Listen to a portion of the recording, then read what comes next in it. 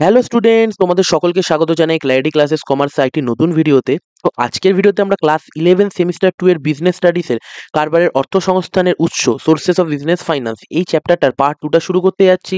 তো আগের পার্টে আমরা আলোচনা করেছিলাম শেয়ারস কি, কত ধরনের হয়ে থাকে, ইকুইটি শেয়ারস, প্রিফারেন্স শেয়ারস, ঠিক আছে, ক্যাপিটাল কি এবং ক্যাপিটালের বিভিন্ন প্রকারভেদ এবং আরও অনেক ডিটেলস আমরা আলোচনা করেছিলাম। তো সেইখানে আমাদের চ্যাপ্টারের পার্ট 1টা হয়েছিল। তো আজকে পার্ট 2টা হবে, তাহলে আমাদের সেকেন্ড চ্যাপ্টারটা কারবারের অর্থসংস্থানের উৎস এটি কমপ্লিট হয়ে যাবে। তো তোমরা সকলে ভিডিওটা শেষ অবধি দেখবে, খুবই সিম্পল ভাবে আমি খুবই ইজি করে তোমাদের বুঝিয়ে দেবো সমস্ত জিনিস। তো চলো আজকে ভিডিওটাকে স্টার্ট করা যাক। তো সবার প্রথমে আমাদের কি বলেছে যে ডিবেঞ্চার কি। ডিবেঞ্চার হলো একটা ঋণপত্র যা কোনো কোম্পানি তাদের ব্যবসার জন্য অর্থ সংগ্রহ করতে ইস্যু করে। এটি সুদযুক্ত ঋণ হিসাবে কাজ করে এবং নির্দিষ্ট সময় পর কোম্পানি ঋণ পরিশোধ করে। ডিবেঞ্চার সাধারণত নিরাপত্তাহীন বা সুরক্ষিত হতে পারে। এর মেয়াদ 5, 10, 15 বছর অবধি হতে পারে। এরা কোম্পানির শেয়ার হোল্ডার না, কিন্তু তারা সুদ পায়। মানে আমরা যখন শেয়ার ইস্যু করেছিলাম ওইখানে কি দেখেছিলাম যে আমরা যখন শেয়ার দেবো তাতে কি কোম্পানির যারা ওনার হয়ে যায়, কি হয়ে যায়, ওনার হয়ে যায়, তারা কোম্পানির শেয়ার পায়। ঠিক আছে, মানে কোম্পানি যত প্রফিট বানালো তার থেকে তার একটা পার্সেন্টেজ তাদের ধরা থাকে, ধরো 10%। এবং তারা কি ভোট দেওয়ার অধিকার পায়, মানে কোম্পানির বিভিন্ন ডিসিশনে তারা ভোট দিতে পারে, মানে ডিসিশন মেকিং করতে পারে। ঠিক আছে, কিন্তু অনেক সময় কোম্পানির টাকার দরকার পড়ে, কিন্তু তারা চায় না যে তারা কারোর কাছ থেকে মানে টাকাটা দেওয়ার বদলে যে শেয়ার কাউকে দিতে। ঠিক আছে, তার জন্য তারা কি করে, একটা লোনের মতো সিস্টেম করে। তারা বলে আপনারা আমাদের ডিবেঞ্চারের হিসাবে দিয়ে থাকুন। ডিবেঞ্চার মানে একটা এরকম একটা ডকুমেন্ট যেখানে হলো কোম্পানির সিলমোহর ইত্যাদি লাগানো থাকে এবং বলা থাকে সে কত টাকা নিল, সে 10 লাখ টাকা নিল এবং একটা নির্দিষ্ট সময়ের পর, যেরকম 5 বছর, 10 বছর, 15 বছর পর, ধরো কত কত 5% সুদে সে টাকা রিটার্ন করে দেবে। ঠিক আছে, তো এইটা হলো এক ধরনের লোনের মতো। যখন কোম্পানির দরকার পড়ে তার একটা নির্দিষ্ট ইন্টারেস্ট দিয়ে সেটা আমাদের একটা কাগজের মাধ্যমে টাকা তুলে থাকে কোম্পানি, পাবলিকের কাছ থেকে তুলে থাকে, বিভিন্ন ব্যাংকের কাছ থেকে তুলে রাখে, কিন্তু তারা সেক্ষেত্রে কি করে, কোনো প্রকার শেয়ার দেয় না। ঠিক আছে, তবে শেয়ারের ক্ষেত্রে কি হয়, কোম্পানির অংশীদারি পাওয়া যায়, প্রফিটের ওপর অংশীদারি পাওয়া যায় এবং বিভিন্ন ডিসিশন মেকিং এর জন্য অধিকার পাওয়া যায়, ভোট দেওয়া যায়। কিন্তু আমাদের ডিবেঞ্চারের ক্ষেত্রে টাকা দেয় যাদের কাছ থেকে টাকা তোলা হচ্ছে, ব্যাংক হতে পারে, পাবলিক হতে পারে, কিন্তু তার বদলে কি তারা একটা ইন্টারেস্ট পায়, কোনো প্রফিট পায় না এবং কি হয়, কোনো ডিসিশন মেকিংও তারা করতে পারে না। তাহলে ডিবেঞ্চার যারা নিয়ে থাকে তাদের সিকিওর টাকাটা, যে হ্যাঁ এই টাকাটা 5, 10, 15 বছর পর এত পার্সেন্ট সুদে আমি পেয়ে যাবো। ঠিক আছে, বোঝা গেল। তাহলে এটাই হলো সিম্পল ডিবেঞ্চারের ব্যাপার। কি বলছে, ডিবেঞ্চারের কি কি বৈশিষ্ট্য আছে। ডিবেঞ্চারের বৈশিষ্ট্য কি, এটা ঋণপত্র। ডিবেঞ্চার একটা ঋণপত্র যার মধ্যে কোম্পানি ঋণ সংগ্রহ করে। আমি এখানে যে নোটসগুলো বানিয়েছি না, এগুলো খুবই সিম্পল ভাবে বানিয়েছি যাতে তোমরা খুব ইজিলি লিখে আসতে পারো পরীক্ষার মধ্যে। অনেক বুকসের মধ্যে কমপ্লেক্স করে জিনিসপত্র থাকে, ঠিক আছে, কিন্তু আমি করেছি যাতে তোমরা নিজের ভাষায় করে লিখে আসতে পারো এবং পয়েন্টসগুলোতে বেশি ধ্যান দিতে পারো। তারপর কি আছে, নির্দিষ্ট সুদের হার। ডিবেঞ্চারের উপর একটি নির্দিষ্ট সুদের হার থাকে যা ধারককে নিয়মিত পরিশোধ করতে হয় বললাম। দীর্ঘমেয়াদী ঋণ হয়ে থাকে, মানে যেগুলোই আমাদের ডেফিনেশন আছে ওইগুলোকে আমি পয়েন্টস আকারে ভেঙে করে দিয়েছি, তাতে তোমাদের কি লিখতে সুবিধা। তোমরা আরো কিছু নিজেদের মতো করে সুন্দর করে গুছিয়ে লিখে দেবে, তাহলে তোমাদের 3 নম্বর 5 নম্বরের কোশ্চেন এমনি রেডি হয়ে যাবে। এটা কি হতে পারে, সিকিউরড হতে পারে, আনসিকিউরড হতে পারে এবং মালিকানায় পরিবর্তন না হওয়া। ডিবেঞ্চার ইস্যু করলে কি কোম্পানির মালিকানার মধ্যে পরিবর্তন হয় না, এটি শুধুমাত্র ঋণ হিসাবে কাজ করে। ঠিক আছে, ডিবেঞ্চারে কোম্পানি ফাইন্যান্সিং এর ক্ষেত্রে ডিবেঞ্চারে কি কি সুবিধা, মানে ডিবেঞ্চারের সুবিধা কি কি হতে পারে, স্বল্প সুদে অর্থ সংগ্রহ। ডিবেঞ্চার ইস্যু করে কোম্পানি কম সুদের হারে অর্থ সংগ্রহ করতে পারে। ঠিক আছে, মালিকানায় পরিবর্তন হয় না, মানে শেয়ার আমাদের ডাইলিউট হয় না, মানে শেয়ার কাউকে দিতে হয় না। দীর্ঘমেয়াদী ঋণের সুবিধা এবং বিনিয়োগকারীদের নিরাপত্তা। সুরক্ষিত ডিবেঞ্চারের ক্ষেত্রে ঋণধারীদের ক্ষেত্রে সম্পত্তির মাধ্যমে সুরক্ষিত থাকে, ফলে তাদের ঝুঁকি কম থাকে, মানে সিকিউরড ইনভেস্টমেন্ট হয়ে থাকে। আর অসুবিধা কি, সুদ পরিশোধের বাধ্যবাধকতা। ডিবেঞ্চার ইস্যু করলে কোম্পানিকে নিয়মিত সুদ দিতেই হবে, সে প্রফিট হোক বা না হোক। তাহলে কোম্পানির ফাইন্যান্সিয়াল বার্ডেন বা আর্থিক চাপ বাড়তে পারে। ঋণ পরিশোধের চাপ, ঠিক আছে, যে টোটাল যে লোনটা নিয়েছিল একটা নির্দিষ্ট সময় পর, ধরো অনেক টাকা নিয়েছিল, ধরো 1 কোটি, 2 কোটি, আরো বেশি বেশি টাকা, 10 কোটি, 12 কোটি, এরকম আরো অনেক হতে পারে। তো 100 কোটিও হতে পারে বড় বড় কোম্পানির ক্ষেত্রে। তো সেগুলোকে সেগুলোকে শোধ করতে হবে। সম্পত্তির দাবি, কিছু ডিবেঞ্চার সুরক্ষিত হলে ঋণ পরিশোধ না হলে কোম্পানির সম্পত্তি থেকে সেটাকে শোধ করতে হবে। ব্যাপারটা বোঝানো গেল, মানে ধরো এমন একটা, ধরো 10 লাখ বা 15 লাখ ছিল, তার মধ্যে সিকিউর করা আছে ডিবেঞ্চার, মানে কি যদি কেউ ঋণ পরিশোধ না করতে পারে তাহলে একটা 10 লাখের মতো সম্পত্তি আমাদের কোম্পানি থেকে বেরিয়ে যাবে, মানে সেটার অধিকার নিয়ে নেবে। ঠিক আছে, বিভিন্ন টাইপের হতে পারে। ঠিক আছে, সেগুলো সম্পত্তি অনেক হয়ে থাকে, তো সেইগুলো আমাদের কি, যেটা সিকিউর ডিবেঞ্চারের ক্ষেত্রে হয়ে থাকে। তারপর কোম্পানির আর্থিক স্বাধীনতা কমে যাওয়া, একটা নির্দিষ্ট সময়ে টাকা দেওয়া, এর ফলে কি একটা বার্ডেন থাকে আলাদা করে। তারপর স্বল্প মেয়াদী ঋণের তুলনায় বেশি খরচ হয়ে থাকে। দীর্ঘমেয়াদী ঋণ হিসেবে ডিবেঞ্চারের মাধ্যমে অর্থ সংগ্রহ করলে সুদের খরচও বাড়তে পারে। ঠিক আছে, এবার দেখে নেওয়া যাক শেয়ার এবং ডিবেঞ্চারের মধ্যে পার্থক্য। এটা দেখলে তোমরা ইজিলি বুঝতে পেরে যাবে যে শেয়ার এবং ডিবেঞ্চারের মধ্যে কি কি পার্থক্য দেখা যায়। সর্বপ্রথম, শেয়ার ইস্যু করে কোম্পানি কি করে, পুঁজি সংগ্রহ করে থাকে। ডিবেঞ্চার ইস্যু করে ঋণ সংগ্রহ করে থাকে। শেয়ার হোল্ডাররা কোম্পানির মালিক, ডিবেঞ্চার যারা নিয়ে থাকে তারা মালিকানা লাভ করে না, শেয়ারের লাভ্যাংশ পেয়ে থাকে, এতে এরা ইন্টারেস্ট পায়। ঠিক আছে, শেয়ারধারীরা যারা ব্যবসা লাভ ক্ষতিতে অংশ নেন, এদের ঝুঁকি কম। ঠিক আছে, এরা সুদের দিকে খালি অংশ নেন। লাভ্যাংশের পরিমাণের উপর কোম্পানির মুনাফা নির্ভরশীল করে। ধরো 10% পেয়েছে, এবার 2 লাখ কামালো তার 10% পাবে, 10,000 কামালো তখনও তার 10% পাবে, মানে লস গেলেও তোমার একটা পার্সেন্টেজ বাধা থাকবে। এটা লাভ এবং ক্ষতির উপর নির্ভর করে থাকে। ডিবেঞ্চারের সুদ কিন্তু একদম সিকিউর থাকে, যে হ্যাঁ, যে এইখানে হলো পারফেক্ট আছে যে এই সুদটা আমি পাবোই পাবো, ঠিক আছে, কম ঝুঁকিপূর্ণ থাকে। লাভাংশের পরিমাণ কোম্পানি মুনাফার উপর নির্ভরশীল, এটা সুদ পরিশোধের উপর নির্ভরশীল। শেয়ার কখনো পরিশোধ করতে হয় না, ডিবেঞ্চার একটা নির্দিষ্ট সময়ের পর পরিশোধ করতে হয়, ঠিক আছে। এটা একটা লং টার্ম লোনের মতো আমরা ভাবতে পারি। ডিবেঞ্চার দেখতেই পাচ্ছ নামেই আছে ডিবেঞ্চার, ডিবেঞ্চার এখানে দেখো ডেপ, ডিবিটি, ডেপ হচ্ছে এখান থেকে ডেট কথাটা উচ্চারণ হচ্ছে, ঠিক আছে। তো এরকম ভাবে তোমরা মনে রাখতে পারো। ওকে, তারপর আমাদের কি আছে, বন্ডস আছে। বন্ডস হলো সেরকমই একটা ঋণপত্র যা কোম্পানি সরকার তাদের কাজকর্মের জন্য তহবিল সংগ্রহতে ইস্যু করে থাকে। এটি একটা দীর্ঘমেয়াদী ঋণ যেখানে বিনিয়োগকারীরা সুদ অর্জন করে এবং পরবর্তীতে নির্দিষ্ট সময়ে মূলধন ফেরত পায়। এটা একটা সিমিলার কাইন্ড অফও ভাবতে পারো, ঠিক আছে। নির্দিষ্ট হারে সুদ প্রদান করার বৈশিষ্ট্য, দীর্ঘমেয়াদী ঋণ যার জন্য নির্দিষ্ট সময়সীমা থাকে। আর বিভিন্ন প্রকারের বন্ডস হয়ে থাকে, সেগুলো এবার আমাদের জানতে হবে। একটা কি জিরো ইন্টারেস্ট বন্ড, আমাদের ভারতবর্ষে বন্ডস কথাটা বেশি ইউজ হয়ে থাকে ডিবেঞ্চারের থেকে, ঠিক আছে। এই বন্ডে কোনো সুদ প্রদান করা হয় না, বিনিয়োগকারী বন্ডটি কম দামে ক্রয় করতে পারেন, নামই আছে জিরো ইন্টারেস্ট শূন্য সুদ বন্ড। পরবর্তী পূর্ণ মূল্য পরিশোধ করতে হয়। মূলত এটি একটি ডিসকাউন্ট বন্ড যেখানে সুদের পরিবর্তে মূলধনের বৃদ্ধির মাধ্যমে লাভ হয়, ঠিক আছে। ধরো টাকা এসে গেল, কোনো সুদ দিতে হয় না।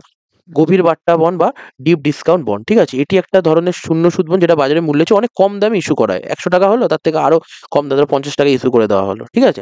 ভাসমান হার বন্ড বা ফ্লোটিং রেট বন্ড, এই ধরনের বন্ড সুদের হার বাজারের সুদের হার অনুযায়ী পরিবর্তিত হয়, যেমন বিভিন্ন সূচক থেকে LIBOR এবং অন্যান্য রেফারেন্স রেটের উপর নির্ধারণ করে আমাদের এইটার সুদ নির্ধারিত হয়ে থাকে, ঠিক আছে। দ্বি বিকল্প বন্ড বা ডবল বন্ড, এটা একটা বিশেষ ধরনের বন্ড যেখানে বিনিয়োগকারীদের মূলধন এবং সুদ পরিশোধের নিশ্চয়তা দেওয়া হয়ে থাকে, ঠিক আছে। তো তোমাদের না এই ডেফিনেশন গুলো বা কোনটা কি বন্ডস বলে সেগুলো তোমাদের এরকম করে জাস্ট মনে রাখতে হবে, ঠিক আছে। এইটা এই কারণের জন্য বলে, আর তো বুঝিয়ে দিলাম বন্ডস এবং ডিবেঞ্চার কি থাকে, ঠিক আছে। একই সেন্সে কিছুটা ধরা হয়। তলবযোগ্য বন্ড বা কলেবল বন্ড, এই বন্ড কোম্পানির জন্য পুনঃক্রয়যোগ্য, অর্থাৎ ইস্যুকারী সংস্থা নির্দিষ্ট সময় পর বন্ডটি ফেরত নিতে পারে এবং যা বিনিয়োগকারীর জন্য কিছুটা ঝুঁকিপূর্ণ হতে পারে, ঠিক আছে। বিদেশি মুদ্রা রূপান্তরযোগ্য বন্ড মানে foreign currency convertible bond, FCCB বলা, এই ধরনের বন্ড বিদেশি মুদ্রা ইস্যু করা হয়, এটি নির্দিষ্ট শর্তে শেয়ারে রূপান্তরিত করা যেতে পারে, ঠিক আছে। এগুলো হয়ে থাকে। তো এই বন্ডসগুলো আমাদেরকে জানতে হবে। তো এইগুলো তোমাদের পরীক্ষার হিসাবে খুবই ইম্পর্টেন্ট। এখান থেকে 2-3টে আসতে পারে 2 নম্বর 3 নম্বর কোশ্চেনের জন্য, ঠিক আছে। তারপর আমাদের কি আছে, ডিবেঞ্চার কত ধরনের হয়ে থাকে, ঠিক আছে। অনেক ডিবেঞ্চার হয়ে থাকে, তার মধ্যে কি আছে, পূর্ণ গঠনযোগ্য ডিবেঞ্চার বা রিডেমেবল ডিবেঞ্চার। এই ধরনের ডিবেঞ্চার নির্দিষ্ট সময়ের পর পরিশোধের দিন থাকে এবং কোম্পানি এটি পরিশোধ করে ফেরত নিয়ে নেয়। তারপর অপূর্ণ গঠনযোগ্য বা ইরিডেমেবল ডিবেঞ্চার, এই ডিবেঞ্চার কোনো নির্দিষ্ট সময়সীমা নেই, এটি স্থায়ী ঋণ হিসাবে থাকে এবং কোম্পানি কখনো পরিশোধ নাও করতে পারে। সুরক্ষিত সিকিউর ডিবেঞ্চার, এটা আমি আগেই এখনই আলোচনা করে আসলাম। এটা কি হয়, এই ডিবেঞ্চার বিপরীতে সম্পত্তি বা সম্পদ রাখা হয়। এর ফলে কি হয়ে থাকে, এর ফলে আমাদের যে ডিবেঞ্চারের মানে টাকা শোধ না হলেও আমাদের কি হয়ে থাকে, আমাদের সম্পত্তি দিয়ে আমাদের সেটাকে শোধ করা হয়ে থাকে, ঠিক আছে। এটা হলো আমাদের কি থাকে, সিকিউর ডিবেঞ্চার আমাদের বলা হয়ে থাকে। ওকে, তারপর আমাদের কি আছে, ওই যে আনসিকিউরড বা অসংরক্ষিত। তারপর আমাদের কি আছে, আনসিকিউরড বা অসুরক্ষিত ডিবেঞ্চার। এই ধরনের ডিবেঞ্চারে কোনো সম্পত্তির সুরক্ষা থাকে না, এটা সাধারণত বেশি ঝুঁকিপূর্ণ এবং সুদের হারও বেশি হতে পারে, ঠিক আছে। মানে বেশি সুদে দিচ্ছে কিন্তু ঝুঁকিপূর্ণ বেশি থাকতে পারে। রেজিস্টার্ড ডিবেঞ্চার বা নিবন্ধনযুক্ত বা পঞ্জীকৃত ডিবেঞ্চার যেটাকে বলা হয়ে থাকে, এই ডিবেঞ্চারের মালিকানা রেজিস্টারে নথিভুক্ত থাকে এবং মালিকের রেজিস্টার অনুযায়ী সুদ পরিশোধ করা হয়ে থাকে, ঠিক আছে। একটা জায়গার মধ্যে অফিসিয়ালি রেজিস্টার করা হয়ে থাকে, তার একটা সঠিকভাবে রেজিস্ট্রেশন করা হয়ে থাকে। তারপর কি বলেছে, রূপান্তরযোগ্য ডিবেঞ্চার কনভার্টেবল, ঠিক আছে। এই ডিবেঞ্চারকে শেয়ারে রূপান্তর করা যায়, শেয়ারের মূল্য বৃদ্ধি পেলে ডিবেঞ্চারকে শেয়ারে রূপান্তর করা যেতে পারে। ওকে, আর নন কনভার্টেবল বুঝতেই পারছো, এটা শেয়ারে রূপান্তর করা হবে না। পার্টলি কনভার্টেবল, তার মানে কি কিছুটা পার্ট এক্ষেত্রে আমাদের হলো শেয়ারে রূপান্তরিত করা যেতে পারে এবং বাকি নর্মাল ক্যাপিটাল হিসাবে রিটার্ন পেয়ে যাবে যা টাকা দিয়েছিল, ঠিক আছে, ইন্টারেস্টের সাথে। এটা আমাদের কি আছে, আর্থিক প্রতিষ্ঠান থেকে ঋণ। আর্থিক প্রতিষ্ঠানগুলো যেমন ব্যাংক, উন্নয়ন ব্যাংক, ঋণদানকারী সংস্থা, ঠিক আছে। তারপর কি আছে আমাদের আর্থিক প্রতিষ্ঠান থেকে ঋণ। কি কি হতে পারে, আর্থিক প্রতিষ্ঠানগুলি যেমন ব্যাংক, উন্নয়ন ব্যাংক বা ঋণ দানকারী সংস্থা, কোম্পানি ব্যক্তিদের ঋণ প্রদান করে তাদের ব্যবসা বা প্রকল্পের জন্য তহবিল সংগ্রহের উদ্দেশ্যে। এই ঋণগুলি সাধারণত সুদ সহ প্রদান করে এবং নির্দিষ্ট সময়সীমার মাধ্যমে পরিশোধ করে, ঠিক আছে। এটাকে আমাদের কি বলা হয়, আর্থিক প্রতিষ্ঠান থেকে ঋণ বলা হয়ে থাকে, ঠিক আছে। ঋণের পরিমাণ এবং সুদের হার প্রতিষ্ঠান অনুযায়ী পরিবর্তিত হয়। ঋণ পরিশোধের সময় নির্দিষ্ট সময়সীমা থাকে যা সাধারণত দীর্ঘমেয়াদী হতে পারে, ঠিক আছে। এবার আমরা কিছু কিছু ইনস্টিটিউটসের দেখবো, তারা যে ঋণ প্রদানের ব্যাপারটা এবং তার সুবিধা দেখবো, ঠিক আছে, অসুবিধাও দেখবো। ওকে, কি বলেছে, স্টেট ফাইন্যান্সিয়াল ইনস্টিটিউশনস, এটা কি আছে, এটা হলো এমন এক আর্থিক প্রতিষ্ঠান যা রাজ্য সরকার দ্বারা প্রতিষ্ঠিত হয় এবং ছোট মাঝারি শিল্প, কৃষি, ঠিক আছে, অবকাঠামো অন্যান্য উন্নয়নমূলক প্রকল্পের জন্য ঋণ প্রদান করে থাকে, ঠিক আছে। এগুলো কি করে থাকে, এদের সুবিধা হলো সাধারণত দেখতে পাচ্ছি ঋণের সহজ প্রবাহ হয়ে থাকে, আঞ্চলিক উন্নয়ন, স্বাধীন অর্থনৈতিক সহায়তা, মানে কি যারা ছোট স্কেলে কোনো বিজনেস করতে চায়, অনেক কৃষকরা থাকে, তাদেরকে এরা ঋণ দিয়ে থাকে, ঠিক আছে। দেখো SME স্মল মিডিয়াম এন্টারপ্রাইজেসের জন্য এরা ঋণ দিয়ে থাকে, ঠিক আছে। গ্রামীণ এবং অবহেলিত এলাকায় মানে লোকেরা যাতে সেখান থেকে নিজের বিজনেস গ্রো করতে পারে ছোট স্কেল থেকে, সেটার জন্য এরা এখানে ঋণ বা ক্যাপিটাল প্রোভাইড করে থাকে। ওকে, তারপর কি বলছে, এটা হলো অসুবিধা কি, কম লাভজনক। এগুলো ছোট ব্যবসা এবং শিল্পপতিদের ঋণ দেয়, যার ফলে তাদের ঋণ ঝুঁকি বেশি এবং লাভজনকতা কম হতে পারে। রাজনৈতিক প্রভাব, এদের প্রভাব রাজনৈতিক চাপ থাকতে পারে। পুনরুদ্ধারের সমস্যা, ঋণ পুনরুদ্ধার বা রিকভারি হলে সমস্যা হতে পারে, বিশেষত ঋণ গ্রহীতারা যদি ঋণ পরিশোধ অবহেলা করে থাকে। ঠিক আছে, মানে রিটার্ন পাওয়াটা প্রবলেম হতে থাকবে। তারপর কি, নন ব্যাংকিং ফাইন্যান্সিয়াল ইনস্টিটিউটস, এরা কি হলো এমন এক ধরনের আর্থিক প্রতিষ্ঠান যারা ব্যাংকিং কাজকর্মে নিযুক্ত না হয়ে আর্থিক সেবা প্রদান করে থাকে, যেমন ঋণ দান, বিনিয়োগ, বীমা, মিউচুয়াল ফান্ড, পেনশন ফান্ড ইত্যাদি। এটাও সেমই আছে, ঋণের সহজ প্রবাহ, আর্থনৈতিক ও উন্নয়নের সহায়তা, ঠিক আছে, এবং বিনিয়োগের সুযোগ। ঠিক আছে, এগুলো সিমিলার কাইন্ড অফই আছে, ঘুরিয়ে ফিরিয়ে তো তোমরা ইউজ করতে পারো। ঠিক আছে, এখানে কি হয়, mutual fund, stock, share, bond ইত্যাদি। স্টক মানে অনেকগুলো শেয়ার থাকলে একত্রে স্টক বলা হয়ে থাকে। ঠিক আছে, এতে কি হয়ে থাকে, ঝুঁকি বেশি হয়ে থাকে, প্রতিযোগিতা কম এবং লাভের হারও কম। এগুলো হলো অসুবিধা। তারপর আমাদের কি আছে, ইন্টারন্যাশনাল ফাইন্যান্সিয়াল ইনস্টিটিউট, এগুলো হলো আন্তর্জাতিক পর্যায়ে বিভিন্ন বিশ্বব্যাপী অর্থনৈতিক উন্নয়নের জন্য থাকে। তো এখানে তোমরা নাম শুনেছো নিশ্চয়ই। আমাদের কি আছে, আমাদের ওয়ার্ল্ড ব্যাংক আছে, আইএমএফ আছে, এশিয়ান ডেভেলপমেন্ট ব্যাংক আছে। ঠিক আছে, এগুলো আমাদের হয়ে থাকে। ঠিক আছে, পর আমাদের অ্যাডভান্টেজ কি কি হয়ে থাকে, আন্তর্জাতিক সহায়তা। ঠিক আছে, এইগুলি বিশ্বব্যাপী অর্থনৈতিক সহযোগিতা সৃষ্টি করে, যা উন্নয়নশীল দেশগুলোকে ফান্ড দেয়। অর্থনৈতিক স্থিতিশীলতা এবং ঋণের সুবিধা হয়ে থাকে, কেন উন্নয়নশীল দেশগুলোকে কম সুদের হারে ঋণ প্রদান করে থাকে। এদের অসুবিধা কি থাকে, শর্তাধীন ঋণ, এগুলো বিভিন্ন কিছু কঠোর শর্ত থাকে, সেগুলোর ফলে দেশের মধ্যে অর্থনৈতিক চাপও সৃষ্টি হতে পারে। সামাজিক ও পরিবেশগত প্রভাব, এইগুলো ঋণ ও প্রকল্পের মাধ্যমে কখনো কোনো পরিবেশ এবং সামাজিক উন্নয়নের ক্ষেত্রে নেতিবাচক প্রভাব ফেলতে পারে। ঠিক আছে, আত্মবৈশ্বিকরণের ঝুঁকি, কিছু সময় দেশের সার্বভৌমত্ব নীতির উপরও নেতিবাচক প্রভাব ফেলে, কারণ তারা আন্তর্জাতিক স্তরে শর্তানুসারে কাজ করে থাকে। বলে যে দেশের কি কি কিছু কিছু পলিসি চেঞ্জ করতে হবে, ফলে দেশের ক্ষেত্রে অনেক প্রবলেম হতে পারে দেশকে অপারেট করা ঠিকঠাক হলে, দেশকে চালানোর ক্ষেত্রে। ঠিক আছে, তো এইগুলো আমাদের হয়ে থাকে আইএফআই এর অসুবিধা। ওকে, তারপর কি আছে এর বৈশিষ্ট্যগুলো, দীর্ঘমেয়াদী ঋণ হয়ে থাকে, দ্রব্য দেনা নিরাপত্তা। ঠিক আছে, নির্ধারিত বা পরিবর্তনশীল সুদের হার, বিভিন্ন খাতে ঋণ পেতাম, পরিশোধের সময়সূচি। এতে ঋণ সাধারণত সম্পত্তি বা যন্ত্রপাতির মতো দ্রব্য কেনার, দেনা বা সুরক্ষার মাধ্যমে প্রদান হয়ে থাকে। ঋণের সুদের হার নির্ধারিত বা পরিবর্তনশীল হতে পারে, এটা ঋণের শর্তের উপর নির্ভর করে। বিভিন্ন খাতে ঋণ প্রদান করে, কৃষি, শিল্প, সেবা। ঠিক আছে, এই পরিশোধের সময়সূচি, ঋণের জন্য সুস্পষ্ট পরিশোধের সময়সূচি নির্ধারিত থাকে, যা কয়েক মাস থেকে কয়েক বছর অবধি হতে পারে। ঠিক আছে, এদের কার্যাবলী কি কি হয়ে থাকে, ফাইন্যান্সিয়াল ইনস্টিটিউটে ঋণ প্রদান করা, অর্থনৈতিক উন্নয়ন, বিনিয়োগ এবং ইনভেস্টমেন্টের সহায়তা করা, সম্পদ সংগ্রহ, ঝুঁকি মূল্যায়ন, রিস্ক ক্যালকুলেশন। ঠিক আছে, রিস্ক ম্যানেজমেন্টও হয়ে থাকে। ঠিক আছে, এগুলো তোমরা অনেক ফিল্ডের নাম তো হচ্ছে রিস্ক ম্যানেজমেন্টের উপর অনেক স্টাডিজ হয়। ঠিক আছে, অনেক জবস হয়। ওকে, তারপর আমাদের কি আছে, commercial bank loan. Commercial bank loan হলো একটা ঋণ, যে একটি বাণিজ্যিক ব্যাংক সাধারণত ব্যক্তিগত, ব্যবসায়িক বা শিল্প প্রতিষ্ঠানকে দিয়ে থাকে। এটি নির্দিষ্ট সুদ সহ নির্দিষ্ট সময়ের মধ্যে পরিশোধ করতে, এটি সাধারণত স্বল্পমেয়াদী বা দীর্ঘমেয়াদীও হতে পারে। এর বৈশিষ্ট্য কি, সুদযুক্ত ঋণ হয়ে থাকে। ওকে, দেখতে পাচ্ছ স্বল্পমেয়াদী, দীর্ঘমেয়াদী ১ থেকে ৩ বছর, ৩ বছরের বেশি হয়ে থাকে। নির্ধারিত সময়ের মধ্যে পরিশোধ করতে হবে। বিভিন্ন শর্ত থাকে, যেমন সুরক্ষা, ঋণের পরিমাণ, ঋণ গ্রহীতার বিশ্লেষণ। ঋণ প্রদান করার আগে ব্যাংক ঋণ গ্রহীতার ক্রেডিটের ইতিহাস এবং আয়, ব্যয়, অন্য জিনিসপত্র দেখে, তাহলে সে শোধ করতে পারবে নাকি, এগুলো সব চেক করে। এবং আমরা লোন নিলে যখন ব্যাংক থেকে চেক করা হয় না, সিবিল স্কোর কি আছে ক্রেডিট কার্ডের জন্য, সেরকমই ব্যাপার-স্যাপার। ওকে, অ্যাডভান্টেজ কি হয়ে থাকে, সহজ পাওয়া, খুব ইজিলি আমরা মানে লোন পেতে পারি ঠিকঠাক সবকিছু থাকলে। নির্ভরযোগ্যতা, ব্যাংকগুলি ঋণ প্রদান করার ক্ষেত্রে নির্ভরযোগ্য মাধ্যম, যেহেতু তারা সরকারি নিয়ম এবং নিয়ন্ত্রণে কাজ করে। নির্দিষ্ট সুদ, ঋণের সুদের হার নির্ধারিত থাকে, ফলে কি হয়, উল্টোপাল্টা কোনো সুদের হার চাপে না। ওকে, তারপর কি আছে এর অসুবিধা, অসুবিধার ক্ষেত্রে কি কি হয়েছে, সুদ প্রদান করতে হবে, এটা অসুবিধা হলেও এটা আমাদের করতে হবে। বাণিজ্যিক ব্যাংকে ঋণের উপর সুদ প্রদান করতে যেয়ে অনেক সময় ঋণ গ্রহীতার জন্য আর্থিক চাপ সৃষ্টি করতে পারে। ঋণের শর্ত কঠোর হয়ে থাকে। ওকে, যার ঝুঁকিও অনেক সময় বেশি হতে পারে। ঠিক আছে, তারপর আমাদের কি আছে, ব্যাংক লোন। ঠিক আছে, এগুলো ডেফিনিশন কি হতে পারে, নির্দিষ্ট সময় ফেরত দেওয়া সত্ত্বে ব্যাংক থেকে ঋণ গ্রহণ। যেরকম এক্সাম্পল, ৫ বছরের জন্য ৫০ লক্ষ টাকার ঋণ পায় ১০% সুদে। ক্যাশ ক্রেডিট, স্বল্প মেয়াদী ঋণ হয়ে থাকে। ঠিক আছে, যা ব্যবসায়ীরা তাদের দৈনন্দিন খরচে ব্যবহৃত করে, যেমন এবিসিটা ১০ লক্ষ টাকা ক্যাশ ক্রেডিটের সুবিধা পায় ব্যাংক থেকে। ঠিক আছে, এগুলো কয়েকটা বলে দিয়েছি, এগুলো কি কি জিনিস তোমরা অনেকেই জানো। ওভারড্রাফট, ব্যাংক অ্যাকাউন্ট থেকে তহবিল না থাকলে অতিরিক্ত টাকা উত্তোলন করার সুবিধা।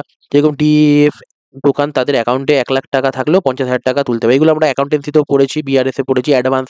ঠিক আছে, এগুলো আমরা এনপিওতে এখন পড়ছি। ঠিক আছে, থাকে অ্যাডভান্স, রিসিভড ইন অ্যাডভান্স, মানে অ্যাডভান্স কি, পণ্য বা সেবার জন্য পূর্বে টাকা পরিশোধ করা। যেরকম জিএইচআই কোম্পানি তাদের পণ্যের জন্য গ্রাহককে ২০,০০০ টাকা অ্যাডভান্স দিলাম। বিল ডিসকাউন্ট করা, আমরা বিল রিসিভেবল সেমিস্টার 1 এ পড়েছিলাম। ঠিক আছে, বিলস অফ এক্সচেঞ্জে। তো বিল বা চেকের উপর দ্রুত নগদার্থ পাওয়া। ঠিক আছে, ৩০ দিনের মধ্যে বিল ডিসকাউন্ট করে ব্যাংক থেকে ৮০% নগদ পায়, আর ২০% হলো ব্যাংক কেটে নেয়। ঠিক আছে, এই সমস্ত কিছু আমরা জেনেছিলাম আগে। ঠিক আছে, এইগুলোই আমাদেরকে এখানে ডিটেলসে আলোচনা করেছি একটু একটু করে, এগুলো তোমাদের পরীক্ষার পয়েন্ট অফ ভিউ থেকে ইম্পর্টেন্ট। তারপর আমাদের পাবলিক ডিপোজিট। পাবলিক ডিপোজিট হলো সাধারণত জনগণের দ্বারা একটি আর্থিক প্রতিষ্ঠান সঞ্চয় হিসেবে জমা করা অর্থ, যা নির্দিষ্ট সুদের হারে পেয়ে থাকে। পাবলিক ডিপোজিটের সুদ নির্দিষ্ট করা থাকে। এর মেয়াদ ১, ৩, ৫ বছর হতে পারে। নিরাপদ বিনিয়োগ, সহজ প্রক্রিয়া। সুবিধা কি, নিরাপত্তা থাকে, নির্দিষ্ট সুদ থাকে, কম ঝুঁকি থাকে। ঠিক আছে, নিম্ন সুদের হার থাকে, তহবিলের অস্থিতিশীলতা, ইনফ্লেশন ঝুঁকি, মানে মুদ্রাস্ফীতি হলে সেক্ষেত্রে অসুবিধা হয়। মানে কি, আমাদের পাবলিক ডিপোজিট কথাটার মানেই হলো সাধারণ জনগণের দ্বারা একটা আর্থিক প্রতিষ্ঠানে সঞ্চয় হিসেবে জমা করা অর্থ। ঠিক আছে, ব্যাংকের মধ্যে আমরা যেমন টাকা জমা করি সেরকমই। ওকে, এই পাবলিক ডিপোজিট এবং ব্যাংক ঋণের মধ্যে কি পার্থক্য, জনগণের সঞ্চয় যা ব্যাংকে জমা রাখা এবং সুদ পাওয়া যায়, এবং ব্যাংক থেকে ঋণ নাও যা নির্দিষ্ট সুদ সহ ফেরত দিতে, এটা তার পার্থক্য। সঞ্চয়কারীদের সুদ উপার্জন করার জন্য, ব্যবসা এবং ব্যক্তিগত চাহিদা পূরণ করার জন্য, মানে আমরা টাকা রাখছি, পাবলিক ডিপোজিট মানে কি আমরা ব্যাংকের মধ্যে টাকা রাখছি, সেখান থেকে যে নর্মাল হালকা ফুলকা যা সুদ পাচ্ছি, ঠিক আছে। আর ধরো ব্যাংক থেকে এবার পার্সোনালি এত টাকা নিচ্ছি, ঠিক আছে, ওই ব্যাংকে অ্যাকাউন্ট আছে বা কোনো ব্যাংক থেকে, সেখানে আমাকে নির্দিষ্ট সুদ চাপিয়ে স্পেসিফিক টাইমের মধ্যে ফেরত দিতে হবে। এটাই হলো মেন পার্থক্য। অসঞ্চয়কৃত অর্থ ব্যাংকে জমা রাখা হয়, ঠিক আছে, এটি একটা বিনিয়োগের পদ্ধতি, ইনভেস্টমেন্টের পদ্ধতি, ঠিক আছে। ঋণগ্রহীত ব্যাংক থেকে অর্থ ধার নিয়ে থাকে, ঝুঁকিহীন, ব্যাংক দ্বারা গ্যারেন্টেড থাকে। ঋণগ্রহীতার জন্য ঝুঁকিপূর্ণ যদি ঋণ পরিশোধে ব্যর্থ হয়। সাধারণত কম সুদ বললে অল্প সুদ হয়ে থাকে, এটা বেশি সুদ হয়ে থাকে। ফেরত দেওয়ার শর্ত নেই, তবে নির্দিষ্ট সময়ে পুরো পরিমাণ টাকা ফেরত পাওয়া যায়। তারপর কি industrial finance corporation of India, IFSI. এবার আইএফসিআই এর প্রধান উদ্দেশ্য হলো ভারতের শিল্প খাতে দীর্ঘমেয়াদী ঋণ সরবরাহ করা এবং শিল্পের উন্নয়ন ত্বরান্বিত করা। এটা এবার আইএফএসআই এর উদ্দেশ্য হলো ভারতের শিল্প খাতে দীর্ঘমেয়াদী ঋণ সরবরাহ করা, শিল্পের আধুনিকরণ করা, সম্প্রসারণের জন্য পুঁজি সরবরাহ করা। কি কি কাজ হয়ে থাকে এদের কার্যাবলী? ঋণ প্রদান করা, ঠিক আছে, পরিকল্পনা, সহায়তা, ফাইন্যান্সিয়াল কনসালটেন্সি, পুঁজি বাজারে অংশগ্রহণ করা, শেয়ার মার্কেটস ও স্টক মার্কেটসের উপর, ঠিক আছে। IDBI, industrial development bank of India, এর উদ্দেশ্য হলো আধুনিকরণ বিস্তারের জন্য ঋণ সরবরাহ করা, শিল্প ঋণ সরবরাহ করা, প্রকল্প পরিকল্পনা, শিল্প উদ্যোক্তা সহায়তা, বিনিয়োগ ব্যবস্থাপনা, ঠিক আছে। এগুলো সব আমি জেনারেল একই টাইপের করি, যাতে তোমরা মোটামুটি সব কটাতেই এটা ইউজ করতে হয়, যাতে তোমাদের পক্ষে সুবিধা হয়। ন্যাশনাল স্মল ইন্ডাস্ট্রি কর্পোরেশন, এটাও সেম ধরনের, ঠিক আছে। তোমরা আরেকবার এটা নাহলে তোমাদের যে স্পেসিফিক বুকস আছে সেখান থেকে এগুলো আরেকবার রিডিং মেরে নেবে, এক্সট্রা কোনো ইনফরমেশন পেলে, ঠিক আছে। আর মোটামুটি এখানে যা বলেছে সেগুলো দিয়ে করে নেবে, ঠিক আছে। ঋণ ও অর্থায়ন প্রদান, মার্কেটিং এর সহায়তা, যন্ত্রপাতি, কাঁচামাল সরবরাহ, প্রযুক্তিগত সহায়তা। Small industry development bank of India, এটা কি ক্ষুদ্র মাঝারি শিল্পের জন্য কাজ করে, এটাও সেম হবে, ঠিক আছে। আর NABARD, national bank for agriculture and rural development, ঠিক আছে। নাবার্ডের নাম শুনেছো অনেকে, national bank for agricultural and rural development, ঠিক আছে। এটা হলো কৃষি এবং গ্রামীণ, নামই বুঝতে পারছো, রুরাল মানে গ্রাম্য, এগ্রিকালচার মানে কৃষি, কৃষি এবং গ্রামীণ উন্নয়নের জন্য হয়ে থাকে। কৃষিদের ঋণ প্রদান করা, গ্রামীণ অবকাঠামো উন্নয়ন, বিভিন্ন কৃষি প্রকল্প বাস্তবায়ন করা, গ্রামীণ উদ্যোক্তাদের সহায়তা করা। LIC, life insurance corporation of India, আমরা এলআইসি করে থাকি, জীবন বীমা করে থাকি, ঠিক আছে, তাদের আর্থিক সুরক্ষা নিশ্চিত করা। জীবন বীমা পলিসি প্রদান, যেমন জীবন বীমা, পেনশন স্কিম, গ্রুপ বীমা।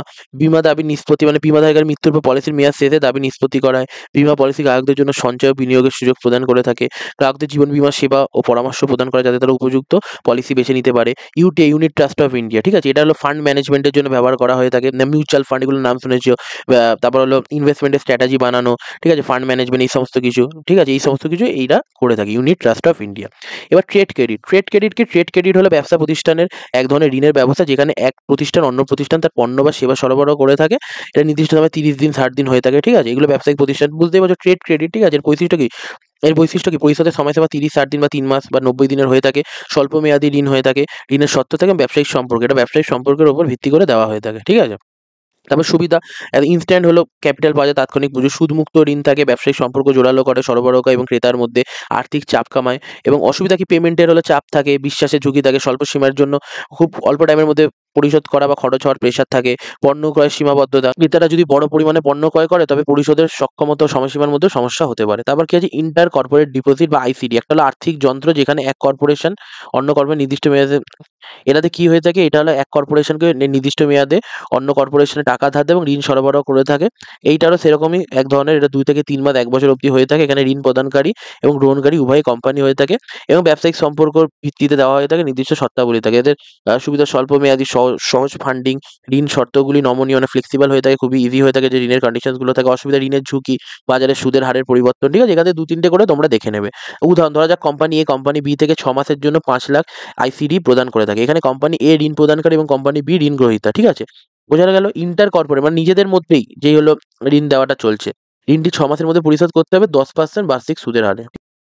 এবার কি আছে ফ্যাক্টরিং হলো একটা আর্থিক পদ্ধতি যেখানে একটা কোম্পানি তার পাওনা, অর্থাৎ ক্রেতার কাছে পাওনা অর্থ বিক্রি করে একটা ফ্যাক্টরিং কোম্পানির কাছে। এই পদ্ধতিতে ফ্যাক্টরিং কোম্পানি সেই পাওনা অর্থের একটি অংশ অগ্রিম প্রদান করে এবং পরবর্তীকালে পাওনা অর্থটা পুরোটা সংগ্রহ করে এবং এর মাধ্যমে ব্যবসার প্রতিষ্ঠানিক তাৎক্ষণিকভাবে নগদ অর্থ পেয়ে যায় এবং যা কাজকর্ম চালিয়ে যেতে সাহায্য করে। এবার আমি একটা ইজিলি খুব উদাহরণ দিয়ে বুঝিয়ে দিচ্ছি। এদিকে দেখো, বলছে ধরা যাক কোম্পানি এ একটি ফ্যাক্টরিং কোম্পানি, যা কোম্পানি বি থেকে 1 লাখ মূল্যমানের বিল বিক্রি করে এবং কোম্পানির বি প্রথমে কি করে 80,000 অর্থ অগ্রিম প্রদান করবে, অর্থাৎ 80,000 এবং বাকি 20% অর্থ কোম্পানি গ্রাহক যখন বিল পরিশোধ করবে তখন দেবে। এর মধ্যে কোম্পানি তাৎক্ষণিকভাবে 80,000 পেয়ে যাবে এবং যা তার কাজকর্ম চালানোর জন্য প্রয়োজনীয় নগদ প্রবাহ হলো কি করবে, নিশ্চিত করবে, ঠিক আছে। এটার মানে খুবই সিম্পল, যে একটা কোম্পানি আছে এ, ঠিক আছে। এবার এ ধরো মিস্টার সি কে, ঠিক আছে, একটা কোম্পানি সি কে ধরো 1,00,000 টাকার জিনিস বিক্রি করেছে, ঠিক আছে? সেল করেছে 1,00,000 টাকার। এবার বলেছে তার বদলে একটা তাকে বিল দিচ্ছে, আমরা বিলস অফ এক্সচেঞ্জ শিখেছিলাম, ঠিক আছে? বিল দিয়েছে 1,00,000 টাকার। এবার কবে দেবে সেটা ধরো ৩ মাস পর দেবে। এবার না কোম্পানি না তৎক্ষণাৎ ধরো ১ মাসের মধ্যেই টাকাটা লাগবে। এবার কি করবে, এই যে বিলটা যে পেয়েছে সি এর কাছ থেকে 1,00,000 টাকার, এইটা হলো একটা কোম্পানি, ফ্যাক্টরিং কোম্পানি, ধরো মানে ফ্যাক্টর মানে বলতে পারো দালালের মতো, ব্রোকারের মতো, তার কাছে নিয়ে যাবে, তাকে দেবে, ও বলে ঠিক আছে আমি তোমাকে ৮০,০০০ টাকা দেবো, ঠিক আছে? ৮০,০০০ টাকা ওকে দিয়ে দেবে। এর ফলে কত, মিস্টার এ কত টাকা কম পেলো, বা কোম্পানি ২০,০০০ টাকা আমার কাছে কি কম পেলো। ওকে, বোঝা গেল ব্যাপারটা? এই ২০,০০০ টাকা যেটা কম পেলো, ঠিক আছে? এইটা হলো তার কম পেলো, কিন্তু এটা থেকে ৮০,০০০ টাকা তার পেয়ে গেল, মানে ইনস্ট্যান্ট একটা টাকা পেয়ে গেল, কারণ তার ইম্পর্টেন্ট লাগবে। এবার তারপর কি করে তারপর বি কি করবে, যে ফ্যাক্টরিং কোম্পানি সে কি করবে, বিলটাকে রেখে দেবে, তারপর সি এর কাছে সময় অনুযায়ী যাবে নিয়ে, তারপর সে তাকে ১,০০,০০০ টাকা দিয়ে দেবে। তাতে কি হলো, ২০,০০০ টাকা এক্সট্রা পেয়ে গেল, ঠিক আছে? এটা কিছুটা বিলস অফ এক্সচেঞ্জেরই মতো, কিন্তু এটা আমাদের কি হয়ে থাকে, কোম্পানির ক্ষেত্রে হয়ে থাকে। ওকে, তারপর কি বলেছে, এর বৈশিষ্ট্য কি, পাওনা বিক্রি, ব্যবসার প্রতিষ্ঠান তার গ্রাহকদের কাছ থেকে প্রাপ্ত পাওনা ফ্যাক্টরিং কোম্পানিকে বিক্রি করে। ফ্যাক্টরিং কোম্পানি পাওনার একটা অংশ প্রায় ৭০ থেকে ৯০% প্রদান করে থাকে, এবং বাকি অংশ পরিশোধ করে যখন গ্রাহক সেই অর্থ পরিশোধ করে থাকে, ঠিক আছে? ফ্যাক্টরিং কোম্পানি সাধারণত নির্দিষ্ট শতাংশ চার্জ নেয়, এবং যা বিভিন্ন ফ্যাক্টরিং কোম্পানির উপর নির্ভর করে থাকে, ঠিক আছে? ফ্যাক্টরিং কোম্পানি পাওনা অর্থ সংগ্রহ করে পেমেন্টের সময় কোম্পানির কাছ থেকে অন্যান্য খরচ এবং শর্ত পালন করে। এবার কি হয়, সুবিধা, তাৎক্ষণিক নগদ প্রবাহ, ব্যবসায়িক ঝুঁকি কমানো, অর্থনৈতিক চাপ কমানো, ব্যবসার বৃদ্ধি, শক্তিশালী ব্যবসায়িক সম্পর্ক। অসুবিধা কি থাকে, খরচ দিতে হয়, যে চার্জেস বললাম ২০,০০০ টাকা কেটে নিল, নির্ভরশীলতা, ঠিক আছে? যদি গ্রাহক অর্থ পরিশোধ না করে, তবে ফ্যাক্টরিং কোম্পানি ক্ষতিগুলো ব্যবসার প্রতিষ্ঠানের উপর চাপিয়ে দিতে পারে। অতিরিক্ত পরিশোধের যোগ্য, ফ্যাক্টরিং কোম্পানি পুরো পাওনা সংগ্রহ করার পর ব্যবসায়িক প্রতিষ্ঠানে অতিরিক্ত অর্থ পরিশোধ করতে হতে পারে, যা ব্যবসার জন্য কি হয়ে থাকে, অস্বস্তিকর পরিবেশের সৃষ্টি করতে পারে, ঠিক আছে? তাহলে এইটাই আমাদের ছিল চ্যাপ্টার 2, ঠিক আছে? যেটাকে আমাদের সোর্স অফ বিজনেস ফাইন্যান্স বলা হয়, পুরোটা করে দিলাম। এটা আমাদের পার্ট 2 তে আমরা আলোচনা করব। প্রথম পার্টে আমরা দেখেছিলাম কি ক্যাপিটাল ইত্যাদি, শেয়ারস এর ব্যাপার-ট্যাপার। এইখানে দেখলাম আমরা ডিবেঞ্চার কি, বিভিন্ন ধরনের ডিবেঞ্চার, বন্ডস ইত্যাদি দেখলাম, বিভিন্ন আর্থিক প্রতিষ্ঠান থেকে সুবিধা অসুবিধা ঋণের জন্য, ঠিক আছে? মোট কথা এই চ্যাপ্টারটা আমাদের ডিল করছে কি, যে আমাদের বিজনেসের মধ্যে কিভাবে আমরা টাকার যোগান দিতে পারি, তো সেই ব্যাপারগুলি এই চ্যাপ্টারটা ডিল করছে, ঠিক আছে? তাহলে আমাদের চ্যাপ্টার 2 টা পুরোপুরি কমপ্লিট হয়ে গেল। তো আমার আগের ভিডিওতে ফাইনাল অ্যাকাউন্টস এর একটা পার্ট এসেছিল, যেখানে আমরা অ্যাবনরমাল লস নিয়ে আলোচনা করেছিলাম, এবং কস্টিং এ যত ইম্পর্টেন্ট সামস তোমাদের এই এক্সাম পয়েন্ট অফ ভিউ থেকে ইম্পর্টেন্ট, তো সেইগুলো আমি দেখিয়েছিলাম, সেগুলো তোমরা চেক করতে পারো। এবং বিজনেস স্টাডিজ তো এসেই গেল। এরপর আমি বলেছিলাম যে ফাইনাল অ্যাকাউন্টস থেকে সমস্ত অ্যাডজাস্টমেন্টের একটা গোটা ভিডিও করে দেবো। এরপর এনপিও আসবে, এবং কম্পিউটারেও ভিডিও আনার চেষ্টা করছি, ঠিক আছে? তো তোমাদের যদি এই ভিডিওটি ভালো লেগে থাকে, চ্যানেলটিকে সাবস্ক্রাইব করো, ভিডিওটাকে লাইক করো, ফ্রেন্ডদের সাথে শেয়ার করো, এবং যদি তোমরা কিছু জানতে চাও আমার কাছে, সেটাও তোমরা কমেন্ট সেকশনে জানাতে পারো। তো চলো, দেখা হচ্ছে নেক্সট ভিডিওতে। বাই।